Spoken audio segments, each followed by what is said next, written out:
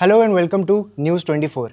Today we will again discuss about E20 fuel row. In the previous video where you audience have given some positive reviews and comments. So today we are again coming up with E20. In the last video we obviously discussed the political angle, but today we will discuss more in depth about E20, what is it and how beneficial or harmful is it for your vehicle. And to discuss that we have Tanveer Azam with us. Hello sir.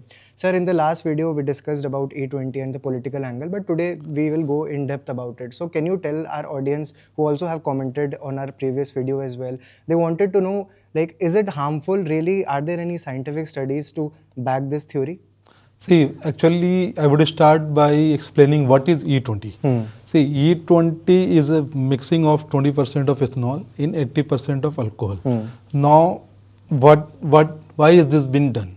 Actually, India was looking at a roadmap of bringing in E20 by 2030, but it was like forwarded to 2026 because we saw that there's a lot of crisis over fuel supply because we are importing all the natural gases and fuel from different part of the world.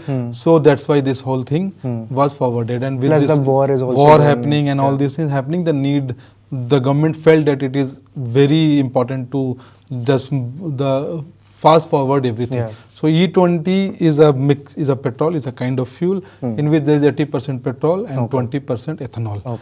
Now we have received several questions. You were also telling that how is E20 prepared? How is ethanol prepared? See, ethanol is prepared by, of course, by sugarcane. Sugarcane, the waste of sugarcane, molasses B and molasses C.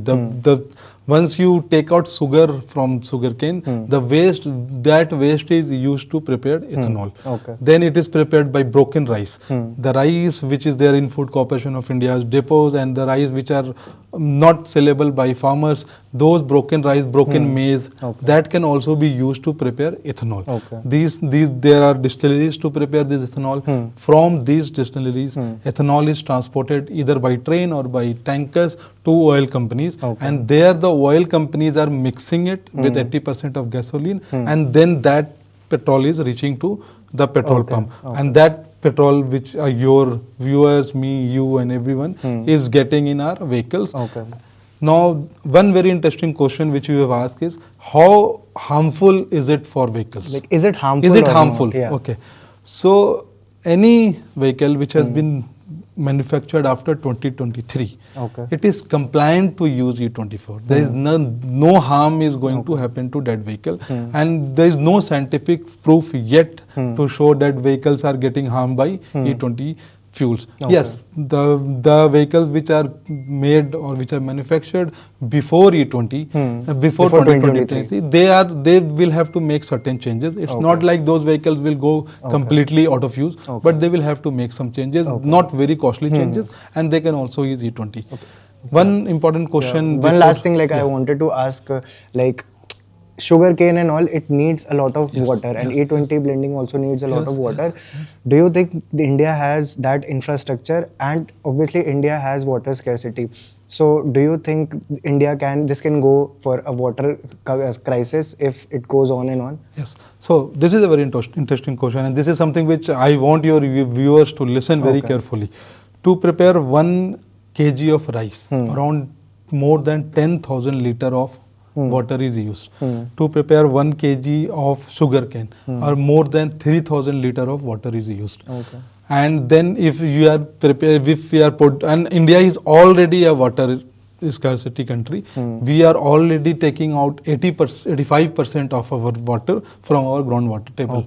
Out of which around 70% is used for agriculture and 15% is used for domestic use, the water which we are drinking. In most of the western UP districts, Punjab, Haryana, like rice and wheat is grown, and it needs a lot of water. Yes, a lot of water. Most of these ethanol factories are situated in Maharashtra, Uttar Pradesh and Karnataka. Maharashtra, the belt of that Sangli, Satara, Beed, Ahmednagar and all this belt, there's a heavy production of sugarcane. And in Uttar Pradesh, Western UP, Muzaffarnagar, Saharanpur, Bijnor.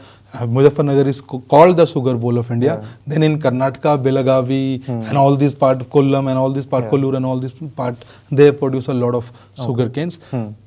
The alarming situation is that all these districts where these are produced, they are facing a lot of water crisis. So of course, if we will go very hard on production of these rice and then sugarcane, then we will definitely face a water crisis. That's something which government knows, and that's something which government is working on. One last thing before we conclude, I would like to stress this, that the kind of water which is used to produce ethanol, most of the distilleries are reusing that water. So there is no such alarming situation as of now.